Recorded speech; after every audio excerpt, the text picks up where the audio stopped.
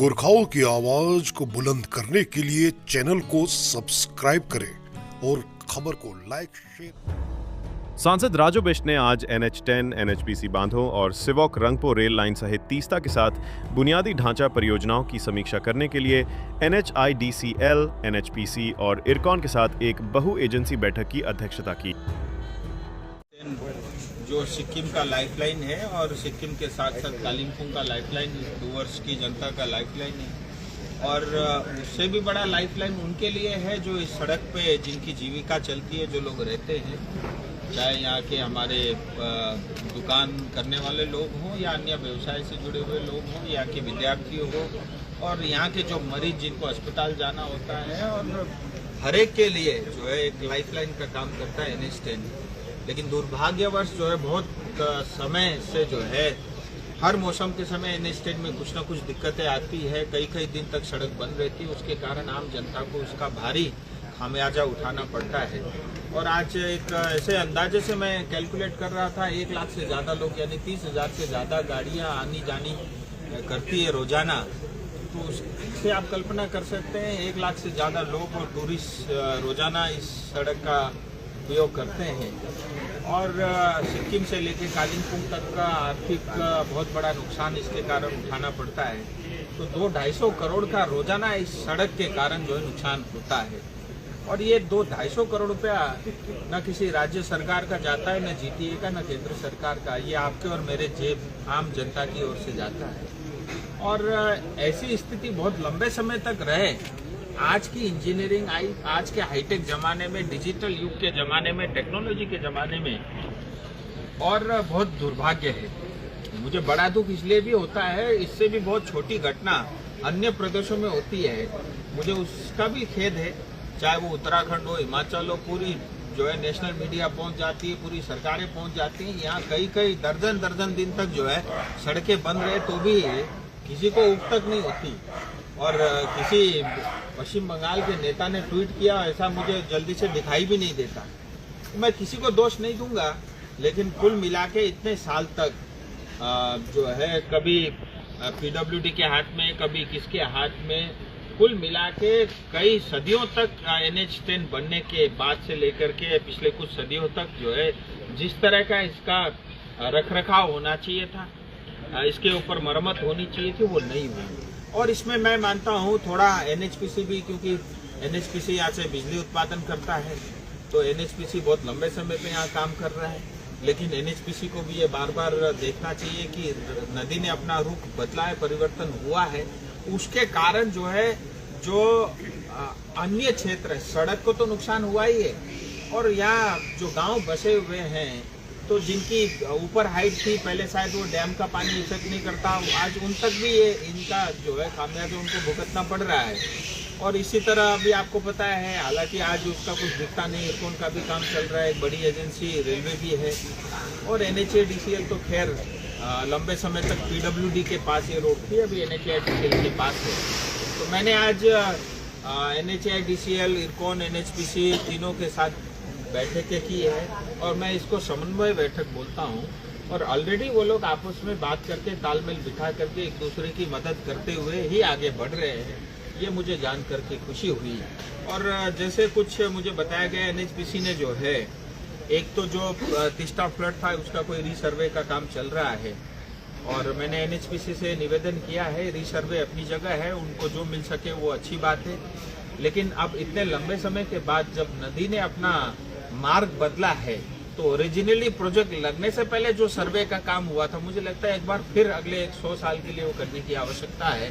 क्योंकि अब जैसे तीस्ता और अन्य क्षेत्रों में भी, जहाँ पे आप 29 माइल में भी देखिए, जहाँ पहले सड़क थी, अब सड़क की बजाय वो नदी में परिवर्तन हो गया, तो बाकी लोग जिनको कंपनसेशन नहीं मिला, वो भी जो है उस चीज़ का शिकार हो रहे हैं। खैर, मैं चेयरमैन से भी बात करूँगा और मैंने यहाँ के हमारे GM साहब से भी रिक्वेस्ट किया है कि इसके ऊपर थोड़ा वो प्रकाश डाले, और अगर नदी के कारण और डैम के कारण अन्य लोगों को भी जो है उनकी जीविका खतरे में है, तो उनको बचाना ये हमारा दायित्व है, ये सरकार का दायित्व है। और उसके अलावा मुझे पीसी से बताया गया कि 3.3 किलोमीटर 3.5 पर ऑलरेडी तो जो है प्रोटेक्शन वाल का काम किया है। 6.5, 6.7, 7.9 में भी स्लो प्रोटेक्शन का ये दोनों काम हो चुका है। कुछ अभी टेंडर रिंग प्रोसेस पे है। पेसोक जोड़ा से लेके त्रिवेणी तक ये 600 मीटर का, जिसमें क्रेट वर्क का काम चलना है और करीब 80 लाख रुपए का ये टेंडर हुआ है। रवि जोड़ा से लेकर के ओल्ड चेक पोस्ट ये टेंडरिंग प्रोसेस पे 1 करोड़ 8 लाख का ये प्रोजेक्ट एनएचपीसी कर रहा है। एक community hall, Teesta community hall से लेकर के पेसोक जोड़ा तक 1.1 करोड़ का जो है ये काम ऑलरेडी जो है एनएचपीसी ने कर लिया है।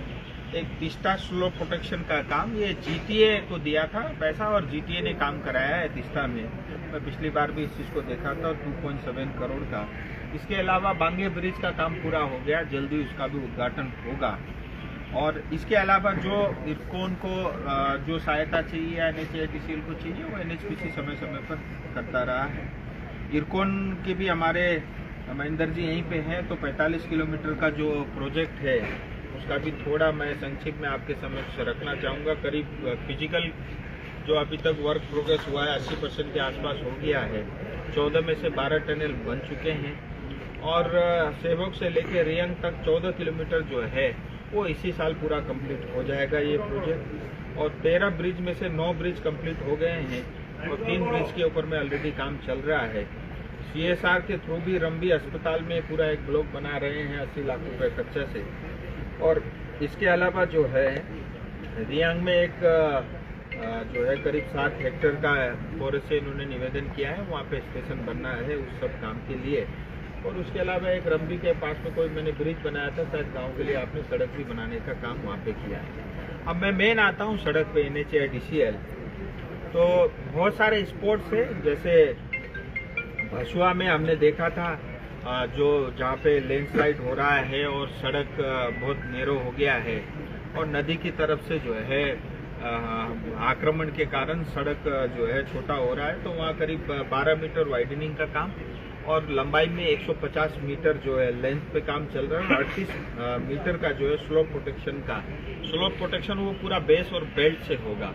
इसमें एक बड़ी चीज मुझे जो देखने को मिल रहा है NH10 में, जब 2023-24 में भी इन सभी स्पोर्ट में काम हुआ था, अगर तब PWD बेस में जाकर के बेल्ट लेवल से अगर वो वॉल प्रोटेक्शन का काम करता तो आज ये दोबारा ये नौबत नहीं आती। उस समय ऊपर ऊपर लिपापोती होने के कारण अब दोबारा से उसी स्पोर्ट के अंदर में ज्यादातर ये काम दोबारा करना पड़ रहा है। सो ये भसुआ में ये काम है। सेती जोड़ा जो हमने देखा था उसमें जो कर्व शेप की सड़क है, ये एक नई लोकेशन आइडेंटिफाई हुई है, यहाँ पे ग्रेक भी ऑब्जर्वेशन में आई है और हिल साइड कुछ स्लोप प्रोटेक्शन का और कुछ एनएचपीसी यहाँ पे सपोर्ट करेगा वॉल के लिए। और फर्दर कोई और वॉल कटिंग नहीं करेंगे ऐसा उन्होंने कहा है, क्योंकि सेती जोड़ा सेंसिटिव है। फिर पहाड़ की तरफ से अगर लैंडस्लाइड शुरू होगा तो फिर उसको रोकना बहुत मुश्किल होगा। और इसी तरह सेल्फी डाड़ा 7.9 किलोमीटर हमने देखा था और जो है इसमें जो है क्योंकि ये नया लोकेशन है और क्लियरली दिख रहा है लैंडस्लाइड होते हुए भी, तो अभी इन सब कामों के लिए जो है, इसके अलावा मैं एक बार में ही कहना चाहूँगा बिरिक डाड़ा में जो है लैंडस्लाइड ऊपर से बहुत ज़्यादा हो रहा है और वैली साइड में भी प्रोटेक्शन करना है और हिल साइड में क्या करना उसके लिए इन्होंने पीएमसी को अपॉइंट किया है। 29 माइल के अंदर में भी वैली साइड में लैंडस्लाइड हुआ है और 29 माइल से 200 मीटर पहले वहाँ पे जो है सिंकिंग जोन भी बना है। ये नई डेवलपमेंट है, क्रिटिकल एरिया है ये। और जो है इसमें भी जो है पीएमसी को लगा करके काम करेंगे। और लिखी भीर में जो है वो कंटिन्यूस लैंडस्लाइड है, एक्टिव लैंडस्लाइड है और करीब 75 करोड़ का एस्टिमेट इन्होंने बना करके मंत्रालय को भेजा है। और तीस्ता क्योंकि पानी जो है सड़क में बहती है तो उसके नए अलाइनमेंट के ऊपर जो है एनएचआईडीसीएल काम कर रही है। मल्ली में भी 30 किलोमीटर से लेकर के 33 किलोमीटर तक जो है ये सिंकिंग जोन है, यहाँ के लिए भी पीएमसी को काम पे लगाया है। और 45 किलोमीटर तारखोला के अंदर जो है 60% एरिया जो है एकदम नीचे लेवल पे जा चुका है और वैली साइड प्रोटेक्शन कराना है, यहाँ पे भी पीएमसी को काम करना पड़ेगा। ये सब स्पोर्ट में इसलिए बोल रहा हूँ आपकी जानकारी के लिए, इन सब में NHAIDCL काम कर रहा है। लेकिन अब NHAIDCL के पास दो ही विकल्प है। एक तो जहाँ पे भी सड़क लैंडस्लाइड के कारण बंद है, वार फुटिंग पे काम करके जिस भी प्रकार से हो सड़क खोल करके यातायात को चालू करना। उसके लिए जो भी इनको एस्टिमेट चाहिए छोटे मोटे खर्च के लिए, उसके ऊपर में ये लोग कर रहे हैं।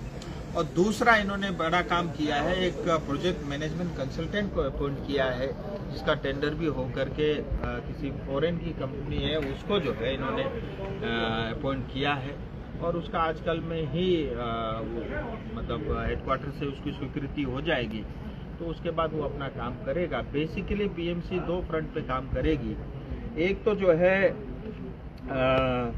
एक लॉन्ग टर्म अलाइनमेंट के ऊपर में उसको बहुत लंबे समय तक यहाँ आप सभी से स्टेक होल्डर से चर्चा करके काम करेंगे कि लंबे समय के लिए इसका नया अलाइनमेंट क्या हो उसके ऊपर, और जितने भी स्पोर्ट्स है बड़े स्पोर्ट उसका एक एस्टिमेट बनाना, क्योंकि उसमें भी टेक्नोलॉजी का उपयोग करके इंजीनियर उपयोग करके करना पड़ेगा, उसके बजट बनाना पड़ेगा। और अभी इमीडिएट प्लान के लिए जो भी है वो NHAIDCL वार फुटिंग पे काम करके ऐसा करेगी। तो कुल मिला के एक इमीडिएट प्लान है और एक थोड़ा सा लॉन्ग टर्म प्लान है। नया अलाइनमेंट कुछ इस तरह का होगा कि जो है बार बार ये जितने भी सिंकिंग और लैंडस्लाइड एरिया है इसको डाइवर्ट करते हुए या तो वहाँ पे टनल के थ्रू रोड बनेगा या रिवर साइड में जो है उसको ओवरब्रिज क्या बोलते हैं, वायरडक्ट बोलते हैं। तो जो है वो ऊपर से जो है नदी के ऊपर से सड़क बनेगी। तो ये लॉन्ग टर्म अलाइनमेंट से लेकर के सेवक बाजार तक भी जो है 4 लेन हाथियों का जो जोन है उसको अवॉइड करते हुए इसमें 14 किलोमीटर में 7 किलोमीटर जो है एलिवेटेड रहेगा। उसके अलावा जो है सेवक बाजार से लेकर के मल्ली का भी अल्टरनेटिव हाईवे का ऑलरेडी DPR के ऊपर में काम चल रहा है। इसके साथ ही मल्ली से लेकर के सिंगटम तक तो काफी राहत इन 3 सड़कों के बाद भी मिल जाएगी। और इसके साथ ही कोरोनेशन ब्रिज का जो अल्टरनेटिव ब्रिज बनना है, जैसे ही कोरोनेशन ब्रिज की तरफ आप सिलीगुड़ी की तरफ से आते हैं, पेट्रोल पंप से जस्ट पहले कुछ घर आते हैं, उस मकान को भी अवॉइड करते हैं, उससे थोड़ा और पहले जो है वहाँ से जो है कोरोनेशन ब्रिज बनेगा। और पहले ओरिजिनली ये NHAIDCL मॉर्थ कर रहा था, मॉर्थ ने फिर हैंडओवर किया NHAI को। अब NHAI ने इसको टेंडर करना है, उन्होंने ऑलरेडी हेडक्वार्टर में भेज दिया है। और थोड़ा इसमें डिले इसलिए हुआ है क्योंकि वो सिलीगुड़ी का रिंग रोड से इसको कनेक्ट कर रहे थे, लेकिन उसमें समय लगता। फिर हमने निवेदन किया था कि इसको अलग ही कर दे, नहीं तो देरी होगी। तो उसकी भी स्वीकृति हो गई, वो NHAI करेगा। तो इस प्रकार है, मेरा यही कहना है कि इसमें अब जो भी है समस्या हमारे सामने है, लैंडस्लाइड है, सेफ्टी का बहुत बड़ा इशू है, आम जनता आम मानुष को इसके कारण बहुत बड़ी दिक्कतें हो रही है। लेकिन एक बात हमें ये भी समझना होगा, मैं किसी को यहाँ प्रोटेक्ट करने के लिए या किसी को बचाने के लिए नहीं हूँ। एक तो मैं ये कहना चाहता हूँ, ठेकेदार जितने भी ये 3-4 ठेकेदार हैं, किसी को कमीशन नहीं देना है, जो बचाते हैं वो आप बचाओ, लेकिन क्वालिटी के साथ कंप्रोमाइज मत करो, ढंग का काम करो। दूसरी बात जो है मैंने NHAIDCL को ये भी कहा है कि जो ARC के अंदर में जैसे एम्बुलेंस का प्रोविजन है वो होना चाहिए, 24 घंटे एम्बुलेंस खड़ा रहना चाहिए। वाटर के जो है टैंकर को 24 घंटे यहाँ खड़े रहने चाहिए। 100 kVA का जनरेटर ऑन द स्पॉट हमेशा अवेलेबल होना चाहिए। और टो करने के लिए क्रेन हमेशा मौजूद होना चाहिए। जो भी ARC के कॉन्ट्रैक्ट है एज पर नॉर्म्स जो है वो ठेकेदार ने उसकी भरपाई पूरी करनी ही पड़ेगी। अगर नहीं करेगा तो वो ब्लैकलिस्ट हो गया, फिर जिंदगी भर दोबारा उसको काम करने को नहीं मिलेगा। तो इन सब चीज़ों को लेकर के बात हुआ है, लेकिन हमें ये भी मोटे तौर पे ये भी सोचना होगा कि NHAIDCL को भी अभी मानसून से ठीक पहले जो है हैंडओवर हुआ है। इतने साल तक NHAIDCL के पास नहीं था, BRF के पास नहीं था। जैसे इनके पास हैंडओवर हो रहा है, ये तो वार फुटिंग में लगे हुए हैं। कभी यहाँ स्लाइडिंग हो रहा है उसको ठीक कर रहे हैं, फिर वहाँ कर रहे हैं। कल रात से ही सवेरे तक हम आने तक 3 बार वो स्लाइडिंग हटा चुके हैं। तो दिक्कतें हैं और अभी मैन पावर भी मोबिलाइज हो रहे हैं। और रिसेंटली अभी यहाँ के लिए जो है NH10 के लिए जो है जनरल मैनेजर भी अपॉइंट हो गए, कल ही उन्होंने ज्वाइन किया। उससे पहले जो हमारे राहुल जी थे कालिम्पोंग के जो इंचार्ज थे, वो एडिशनल यहाँ पे एज ए चार्ज काम कर रहे थे। उससे पहले कुछ टाइम तक वो एक बहन थी, उन्होंने चार्ज लिया था। सो मैंने NHIDCL को भी रिक्वेस्ट किया है, आप best of technology, best of man power, best of skill और एक्सपर्टाइज लगा करके कुछ ऐसा करें कि ये आज के ज़माने में बहुत बड़ी चीज़ नहीं है। अगर हम सुरंग खोद करके नदी के ऊपर नीचे समंदर से कहीं से भी ट्रेन ले जा सकते हैं, तो सड़क तो ऐसी बहुत बड़ी इंजीनियरिंग तो नहीं है आज के ज़माने में। तो लेकिन देरी हुई है अब, लेकिन इसमें लापरवाही नहीं हो।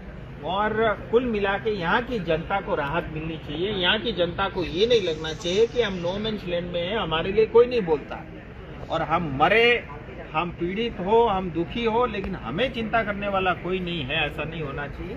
और मैं तीनों से निवेदन किया हूँ, भले इरकोन में इरकोन का ज़्यादा रोल नहीं है, उसके बावजूद भी इरकोन के लोग भी आए हैं। इरकोन, NHPC और NHIDCL मिल करके सिनर्जी के साथ एक और एक 111 बन के काम करे, यही मैंने निवेदन किया है और मैं भी उनके साथ हूँ। ये मेरा भी कमिटमेंट है, जनता ने मुझे जिताया इसीलिए है, NH10 को ठीक करने के लिए, यहाँ की जनता के हक में अपनी बात को रखने के लिए, उसको मैं पूरा करूँगा। बाकी जिसके लिए जिताया वो तो कर ही रहा हूँ, लेकिन ये भी मेरा दायित्व और मेरी जिम्मेदारी है। कब तक खुलेगा ये उम्मीद क्या है? ऐसा है कि इन्होंने तो वैसे 17 तारीख से खोलना था, लेकिन अभी नए एरियाज में कुछ लैंडस्लाइड हुए हैं, तो अगले 2 से 3 दिन के अंदर में, मुझे लगता है 2 दिन के अंदर अंदर खुल जाएगा। एक बार इमीडिएट रिलीफ तो मिल जाएगी। जैसे ट्रक एसोसिएशन के लोग ने भी मुझे कहा ये बड़ा चिंता का विषय है, बेचारों ने EMI में गाड़ी उठा रखी है, अब ये भी बंद है, अल्टरनेटिव उनको दिया नहीं जा रहा है। तो मैं NHIDCL से निवेदन करूंगा, प्रशासन से बात करके उनको भी अल्टरनेटिव जो है, जब आप रोड बंद करते हैं उनको अल्टरनेटिव जगह मिलना चाहिए। ये है कि हम ट्रक एसोसिएशन से, क्योंकि जब आप लोग ये नोटिफिकेशन निकालते हो तो उस टाइम उसी में मेंशन कर, मैंने बोल दिया, वही बोला हूँ, वो हिंदी में ही बोला हूँ मैंने, आप भी हिंदी में बोल रहे हैं सर। ठीक है, सिंह साहब से एक बात में सिंह साहब जी, जैसे रोड का NHIDCL मैं आपको सॉरी परिचय कराना चाहूंगा। हमारे प्राची जो है NHIDCL के नए जो है एग्जीक्यूटिव डायरेक्टर अपॉइंट हुए हैं इस पूरे रीजन के लिए। अब उनके अंडर में ये पूरा रीजन है। पहले हमारे एग्जीक्यूटिव डायरेक्टर सिक्किम बैठते थे, अब उनका सिक्किम का एरिया अलग है, सिर्फ दार्जिलिंग, कालिम्पोंग, सिलीगुड़ी एरिया के लिए। तो मैं इसके लिए भारत सरकार को भी आभार व्यक्त प्रकट करना चाहूँगा। बहुत बड़ा सिलीगुड़ी में ऑफिस खोला है और एक ऑफिस ऑलरेडी कालिम्पोंग में है और एक जो है एक जनरल मैनेजर अपॉइंट हो रहे हैं दार्जिलिंग हिल्स के लिए भी है। और महेंद्र जी से आप सब परिचय हैं ही, वो इरकोन के यहाँ के इंचार्ज है। और रे साहब जो है NHPC के जनरल मैनेजर है, आपकी देखरेख में सारा NHPC का काम है। हाँ, तो मैं आपके पूछ रहा हूँ कि अब जब लोग आप नोटिफिकेशन निकलता है ना, जैसे आज निकल दिया, कल जैसे गाड़ी लोड करके फिर सिलीगुड़ी चला जाता है कि फिर बाद में 6 घंटा के बाद में फिर आप लोग दूसरा नोटिफिकेशन निकालते कि आज अभी से बंद हो गया, तो इसका वजह से बहुत सारा ट्रक लोगों का और प्राइवेट व्हीकल का परेशान हो रहा है। इसके बारे में ये ऐसे क्यों हो रहा है और 1-2 दिन समय देना चाहिए, ये मेरा कहना है। और सब ड्राइवर लोगों का ये कहना है, आपका क्या कहना है इस बारे में? हम जल्दी से जल्दी खोलें ट्रैफिक को, इसलिए हम नोटिफिकेशन निकालते हैं। During that execution of work कोई नया इंसिडेंट हो जाता है फिर हम बराबर करते हैं। और अब दूसरा बात ये है कि जैसा यहाँ पे 27 माइल से आपका चित्र तक वहाँ पे एक जगह है और यहाँ से कोरोनेशन ब्रिज तक आपका यहाँ कोरोनेशन ब्रिज और जहाँ पे चित्र तक बहुत सारा गांव है इधर इलाके में। हाँ, लेकिन आप लोग का नोटिस क्या होता है कि जैसे उधर में लैंडस्लाइड होता है, इधर भी पूरा बंद करके रख देता है। हाँ, ऐसा नहीं होना चाहिए। यहाँ का लोगों का डिमांड है, क्योंकि यहाँ से रंबी तक तो खुला रहता है, लेकिन आप लोग क्या उसमें नोटिफिकेशन क्या देता है कि कोरोनेशन ब्रिज से चित्र तक बंद कर देता है। इसके वजह से ये रोड तो खुला रहता है, उसके वजह से यहाँ का जितना भी गांव का लोग है उनका परेशान हो रहा है। इसमें थोड़ा ध्यान दीजिएगा। ये मेरा हम एडमिनिस्ट्रेशन में बात करके इसको थोड़ा रिलैक्स कर देंगे। एक्चुअली हैवी ट्रैफिक के लिए हमें रुकना पड़ता है, क्योंकि अदरवाइज रास्ते में रुकेगा फिर वापस आना मुश्किल हो जाएगा।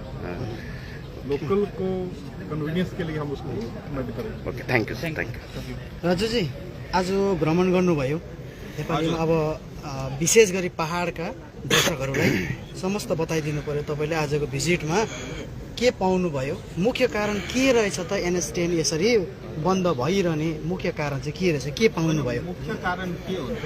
मुख्य कारण त यही हो, रेगुलर ल्यान्डस्लाइडले गर्दाखेरि अहिले NH10 बन्द छ। अनि भर्खर मात्रै NHIDCL ले ह्यान्डओभर लिएको।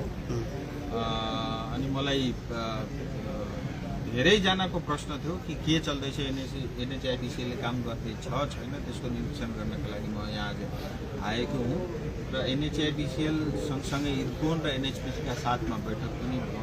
उहाँलाई मैले निवेदन गरेको छु समन्वय बनाएर तपाईँले कार्य गर्नुहोस् र एनएचआइडिसिएलले इमिडिएटली एउटा पिएमसी पनि उहाँहरूले एपोइन्ट गरिसक्नु भएको छ र पिएमसीले चाँडै आफ्नो काम सुरु गर्छ। त्यसमा दुई प्रकारका काम हुनेछन्, इमिडिएट रिपेयरको काम गरेर जसरी भए पनि सडक खोल्ने र लङ टर्ममा नयाँ एलाइनमेन्ट के हुनसक्छ त्यसका लागि पनि पिएमसीले काम गरेर आफ्नो प्रपोजल सरकारलाई दिन्छ र सरकार तर्फबाट त्यसलाई के गर्ने हो त्यो भविष्यमा त्यसमा मैले जे पनि गर्नुपर्छ त्यो गरेर चाँडोभन्दा चाँडो अल्टिमेटली मैले हेर्दाखेरि चाहिँ के बुझेँ भने एउटा रिपेयर र टेम्परेरी जे पनि गरेर खोल्न सकिन्छ त्यो त गर्नै पर्छ र यसको नयाँ एलाइनमेन्ट किन भन्दा धेरै ठाउँमा बाटो नै छैन। त्यो बाटो जहाँ थियो त्यहाँ अहिले बाटो नभएर खोला बग्दैछ र अल्टिमेटली नयाँ एलाइनमेन्टमा सुरुङ र खोलो माथि हो के अरे तपाईँको ब्रिज बनाएर एलिभेटेड रोड नबनाउन्जेल मतलब 100% प्रुभन हुन्छ जस्तो मलाई लाग्दैन। एनिवे यसमा पिएमसी आएर आफ्नो जे पनि उहाँको छानबिन निरीक्षणका बादमा हुन्छ त्यसका बादमा हामीहरू तय गरौँ तर अल्टिमेटली चाहिँ मैले त्यही देख्दैछु यसको नयाँ एलाइनमेन्ट हामीले किनकि योजनाबद्ध तरिकाले त्यसमा काम गर्छ। एनबियुका प्रोफेसर विशेषज्ञले पनि भनिरहेका छन् यहाँनिर जुन NH10 को माथिपट्टि हिस्सामा जुन रेलवेको प्रोजेक्ट छ यो पहाड एउटा जुन शिला छ एकदम कच्चा शिला छ अनि तल्लोपट्टि टिस्टा नदी छ। यहाँ जुन एनएचपिसी र इर्कोनको जुन एउटा काम चलिरहेको छ यसको प्रेसरले गर्दाखेरि NH10 त तोडिँदैछ अनि NH10 सँगसँगै यस क्षेत्र जति पनि गाउँहरू छ त्यो प्रभावित भइरहेको स्थिति छ। यो बिचमा तपाईँ एक केन्द्रसित सम्बन्धित जोगाजोग राख्ने व्यक्ति अब यी दुई केन्द्रीय एजेन्सीलाई लिएर कसरी भावी दिनमा काम गर्ने त्यो कुरा ठिकै हो। जनताले जे पनि भन्दैछन् म उहाँहरूको है समर्थनमा छु तर जुन विशेषज्ञको तपाईँले कुरा गर्नु हुँदैछ त्यस्ता त धेरै साइन्टिस्टहरू लगाएर मात्रै इर्कोनले प्रोजेक्ट एप्रुभ गरेको होला नम्बर 1। नम्बर 2 जसरी तपाईँले एनएचपिसीको पनि कुरा गर्नु हुँदैछ एनएचपिसीले आजभन्दा प्रोजेक्ट सुरु गर्दाखेरि जुन प्रकारको सर्वे गरेर है जुन प्रकारको यहाँ प्रोजेक्ट इन्स्टलेसन भयो काम भयो बिजुली उत्पादन हुँदैछ तर अहिले लामो समय बादमा आएर हेर्दा के देखिन्छ भने जुन रिभरले आफ्नो नेचुरल उसको मार्ग थियो है त्यहाँदेखि भट्केर अहिले खोलामाथि बाटोमाथि खोला बग्दैछ र आज मैले एनएचपिसीलाई पनि यही कुरा राखेँ एक बार मलाई लाग्छ दुबारा तपाईँहरूले जिरोदेखि सर्वे गर्ने आवश्यकता छ किन भन्दा पहिले जति पनि खोलाको नजिकै तल घर थिए उहाँहरूले कम्पनसेसन पाए उहाँहरूले आरआर सिफ्टिङको हिसाबले कम्पनसेसन पाए अरू जग्गा गएर वैकल्पिक स्थान खोजेर बसे कति गए कति गएनन् त्यो अर्कै कुरा हो तर जति पनि त्यो मर्कामा परे उहाँहरूले केही न केही कम्पनसेसन पाएका तर आज कम्पनसेसन नपाउने पनि त्यो मर्कामा परेका छन् किन भन्दा खोलाले डाइभर्जन लिएर आज त्यहाँसम्म पनि पुगिसकिरहन्छ र धेरैको जानमालको क्षति हुने भविष्यमा गएर त्यो एउटा नोक्सान हुने सम्भावना पनि देखिन्छ। त्यसका लागि पनि मैले एनएचपिसीलाई आज भनेको छु एउटा जिरोदेखि तपाईँले सर्वे गर्नुहोस् किनभने तपाईँको अब वाटरको रिजर्भ पनि बढ्दैछ है आफ्नो बाटो पनि परिवर्तन गरेर चाहिँ अहिले बाटोमाथि खोला बग्दैछ यो सबै सिचुएसन लिएर तपाईँहरूले दुबारा रिसर्वे गर्नुहोस् भनेर जब NH10 बन्द हुन्छ होइन त्यति बेला 717 को बाटो युज गरिन्छ है वैकल्पिक मार्गको रूपमा तर त्यहाँ पनि अहिले हामीले केही दिन अघि एसकेलाई टोली त्यहाँ गएका थियौँ त्यहाँ हेर्दाखेरि धेरै जग्गाहरू हामीले दबिएको देख्यौँ रोड 70% रोड आधा भाग नै दबिएको अवस्थाहरू देख्यौँ 70% हजुर रोड होइन जग्गा जग्गा छ सर धेरै ठाउँमा तपाईँ पनि मे महिनामा तपाईँ आफै पनि जानुभएको म आफै स्वयं गरेर पनि हेरेको हो मैले ठेकेदारलाई जे पनि भन्नु पर्थ्यो एजेन्सीलाई जे पनि भन्नु पर्थ्यो त्यो एजेन्सी यही पनि छ तर 717 छोडेर अरू कुनै वैकल्पिक मार्गहरू निकाल्ने तपाईँहरूको के योजना हेर्नुहोस् मैले अघि नै भने जहाँसम्म अल्टरनेटिभ हाइवेको कुरा छ सेवक तपाईँको आर्मी क्यान्टदेखि सेवक बजारसम्म 14 किलोमिटरको एउटा एक्जिस्टिङ हाइवेलाई 4 लेन बनाउने काममा योजनामा काम हुँदैछ र सँगसँगै सेवक बजारदेखि तपाईँको मल्लीसम्म अल्टरनेटिभ एलाइनमेन्ट बनिँदैछ त्यसको डिपिआरमा काम चल्दैछ र त्यसका बादमा थर्ड फेजमा मल्लीदेखि लिएर सिङतामसम्म पनि त्यो पनि एउटा अल्टरनेटिभ हाइवे बन्ने त्यसमा पनि अलरेडी काम गर्दैछ। सो यी त अल्टरनेटिभ हो, तर भए पनि जे भए पनि अल्टिमेटली हामीले एनएच10 लाई चाहिँ छोड्न सकिँदैन, किन भन्दा यो एउटा तपाईँको चिकन नेक क्षेत्रमा एउटा सेन्सिटिभ रोड पनि हो। सेनादेखि लिएर सुरक्षाको दृष्टिले पनि यो एउटा हामीहरूको लागि अति महत्त्वपूर्ण यो सडक हो र यसमा पनि काम गर्छ। अब समस्या के छ भने यो समस्या सालाना हुन्छ। आजभन्दा पहिले पनि यी समस्या थिए, 2023 मा पनि त्यस्तै भएको, 24 मा पनि भएको, तर पिडब्ल्युडीले राम्रो काम नगरेर अल्टिमेटली गरेर मैले प्रेसर गरेर केन्द्र सरकारलाई भनेर एनएचएडीसीएललाई आज दिनु। अच्छा, पिडब्ल्युडीले किन नराम्रो काम किन गरेको रहेछ? त्यो त हामीलाई तपाईँको सम्मुखमा छ नि, 2023-24 मा पनि पिडब्ल्युडीले काम गर्दा आज जति पनि यो 6-7 वटा स्पोर्टमा जहाँ ल्यान्डस्लाइड हुँदैछ या भत्केको छ त्यतिखेर रुट सुबुन गर तलै बेसदेखि गएर स्लो प्रोटेक्सन बनाएको थियो भने आज यो अवस्था हुँदैन थियो। त्यो बेसको काम गर्ने चाहिँ एनएचपीसी को पानी डाउन हुनु पर्यो। एनएचपीसीले जबसम्म प्रोजेक्ट बन्द गर्दैन तबसम्म रिभर बेडबाट कसरी काम गर्ने भने पिडब्ल्युडी को पनि भने आइरहेको हो। नै पिडब्ल्युडीले भन्नुहोस् न एनएचपीसीलाई, एनएचपीसीले पनि त आफै 2-3 जग्गा प्रोटेक्सन बनाएको छ। आज मैले हेरेँ त्यो प्रोटेक्सन राम्रो छ छैन म त्यतितिर अहिले जान्न, तर त्यो ठाउँ आज जे होस् बाँचेको छ। पिडब्ल्युडी आफ्नो सरकार छ, आफ्नो पिडब्ल्युडी सबै एजेन्सी आफ्नो छ। यत्रो साल, खालि 1 साल 2 सालको कुरा होइन, यत्रो साल पिडब्ल्युडीले हेर्दाखेरि किन भन्दा यो त यो हिजोको आजै भएको काम त होइन, कति सालदेखि यो आएको र भविष्यमा गएर हेर्नु नेक्स्ट इयर पनि एनएचएडीसीएल हुँदाखेरि यही अवस्था हुन्छ भने त्यतिखेर जिम्मेदारी मेरो हुन्छ। किनभने यो पालि टाइम पाएको थिएन, अहिले भर्खरै ह्यान्डओभर उहाँहरूलाई भएको। 6 महीना हम हाईवे बंद है, इस बार बंद नहीं किया। नहीं, इस बार ये वाला एरिया छोड़ दे तो बीच में 1-8 दिन बंद हुआ, अदरवाइज जो है इमिडिएटली पहिले के हुन्थ्यो त्यतिखेर पिडब्ल्युडीले अल्टिमेटली पैसा त केन्द्रकै आउँथ्यो, त्यो त दुधारेको आउँथ्यो। एनएच10 यहाँका ठेकेदार र यहाँका नेताका लागि है सबैलाई कमिसनसँग मतलब त्यो कच्चा बनायो भने तुडिहाल्छ, फेरि पैसा आउँछ, फेरि कमिसन थाप्नु। त्यही जुन स्थिति पनि सेम त्यति बेला थियो, अहिले पनि त्यही हुँदैछ नि त। टिस्टा खोलाको रिभर बेडबाट कामै भएको छैन। अहिले 29 माइलको अवस्था हेर्नुहोस्, 29 माइलको अवस्था खोलाले काटिरहेछ, काम हुँदैछ। माथि पैतालामा घाउ छ, दबाई लगाइरहेछ। अहिले त हेर्नुहोस् टुपीमै काम गर्ने अवस्था छ, पैतालासम्म पुग्ने अवस्था नै छैन, किनभने बाटो छ भन्छ। पहिले त बाटो खोल्नु पर्यो नि त, त्यही अवस्थामा कम भइरहेछ। त्यही भएर सर्ट टर्ममा त अहिले इमिडिएट रिलिफका लागि जे गर्नुपर्छ हो त्यो एनएचएडीसीले गर्छ। लङ टर्ममा पैतालामा तपाईँले भने जस्तो पैतालामा काँटी ठोकेर पनि काम गर्ने त्यो पनि आउँछ। त्यसका लागि पिएमसी अलरेडी एपोइन्ट भइसक्यो, त्यो पनि चाँडै डिसिल्टेसनको काम हुन्छ।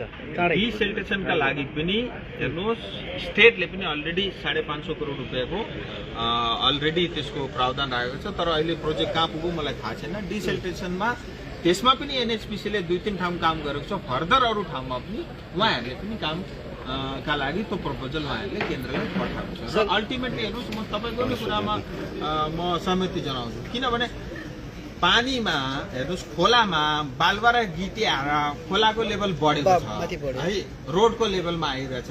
अब खोलालाई आफ्नो लेभलमा नलगुन्जेलसम्म जति नै काम गरे पनि त्यो लङ टर्म सस्टेनेबल हुँदैन। कन्क्रिटमा त्यही हो। त्यसैका लागि यो हेर्नुहोस् आज सुन भएकोले गर्दाखेरि पिडब्ल्युडीले गर्दाखेरि यो प्रकारको काम भएन। पिडब्ल्युडीले एप्रुभलको लागि केन्द्रलाई पठाउँथ्यो, केन्द्रदेखि बजेट आउँथ्यो, त्यस प्रोसेसमा टाइम लाग्थ्यो। त्यही भएर मैले एनएचएडीसीलाई डाइरेक्ट केन्द्रको एजेन्सीलाई इन्भल्भ गराएँ। अब भर्खर ह्यान्डओभर लिँदा लिँदै पानी परिहाल्यो, भत्किहाल्यो, जे पनि गर्न सक्छन् उहाँहरूले आफ्नो क्षमता अनुसार अहिले गर्दैछ। तर लङ टर्म बेसिसमा 1 साल बादमा यो प्रकारको अवस्था यो सबैमा अन्तिममा एउटा क्वेसन, यो सबैमा हामी हेरौँ भने एनएचपीसी को 2टा प्रोजेक्ट छ। सरले पनि भनिहाल्नु भएको छ, यो 2टा प्रोजेक्टको रिजर्भ एरियाभित्र जे जति क्षति हुन्छ त्यो एनएचपीसीले काम गर्छ। तर जब देखिरहेको छ यो रिजर्भ एरिया कालीझोडादेखि माथि 27 माइल तलसम्म रिजर्भ एरिया, टिस्टा TLDP 3 देखि त्रिवेणीसम्म रिजर्भ एरिया, जहाँ बाढ पीडितहरू पनि अहिले प्रभावित भइरहेछ रिजर्भ एरियाभित्र। तर यो क्षतिपूर्ति पाउने कुरामा चाहिँ आन्दोलन गर्नुपर्ने स्थिति, तपाईँलाई बताइरहनु पर्ने स्थिति एनएचपीसी आफैले स्वयं किन नगरिरहेको? एनएच10 भत्किनु पनि एनएचपीसीकै यो प्रोजेक्टको यो जुन कारण हो देखिरहेछ रिजर्भ एरियाभित्र हो। एनएचपीसी चुपचापले गर्नुपर्ने हो वास्तवमा कि के हो यो? होइन, एनएचपीसीले आफ्नो काम गर्दैछ। एनएचपीसीले अहिले पनि मैले आज जोडान्त गरेर हेर्दा कमसेकम 12-14 करोड रुपियाँको काम इमिडिएटली अहिले रोड खोल्नका लागि गर्दैछ। उहाँहरूले आफ्नो काम गर्दैछ।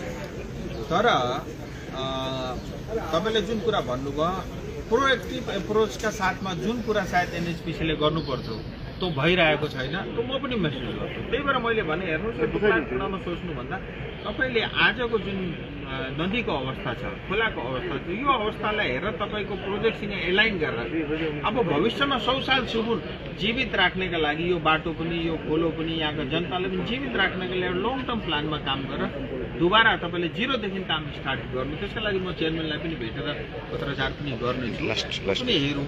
र यी सबै हेर्नुहोस्, यसमा इन्भल्भमेन्ट तपाईँको सबै तपाईँको एनएचआइडिसिएलदेखि लिएर एनएचपिसीदेखि लिएर सबैको जिम्मेदारी छ, सबै एजेन्सी। म उहाँहरूलाई भनेको छु, तपाईँहरू समयमै बनाएर काम गर्नु भने पैसा पनि कम्ती खर्च हुन्छ है, काम पनि राम्रो हुन्छ, जनताले पनि दुःख पाउँदैनन्। त्यही भएर मैले भने हेर्नु, म त जनताको लागि। अनि यसो गर्दा पनि एक दिन सम्झाउँदा पनि सम्झेनन् भने त हेर्नुहोस्, अब मसँग केही उपाय छैन, म आफै धर्ना बस्नु। म प्रयास गर्दैछु त्यो अवस्था नआओस् भनेर, म पनि धर्ना बसेँ भने कसको मुख हेरेर बस्नु।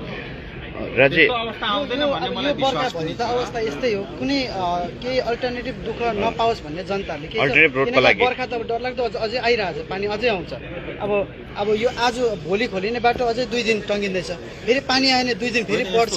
यस्तो हो, हेर्नुहोस्, पब्लिकको सेफ्टी पनि हो। उहाँ इच्छा भएर चाहिँ रोड बन्द गरिदिएको होइन, ल्यान्डस्लाइड हुँदैछ, अघि म जान खोज्दा माथिबाट ढुङ्गा है गरिरहेको थिएँ, म पनि जान पाइनँ। र पब्लिकको सेफ्टी हेरेर जे पनि एडमिनिस्ट्रेसनका साथमा तालमेल गरेर जे पनि आवश्यकता पर्छ त्यो तपाईँहरूले गर्नुहुन्छ।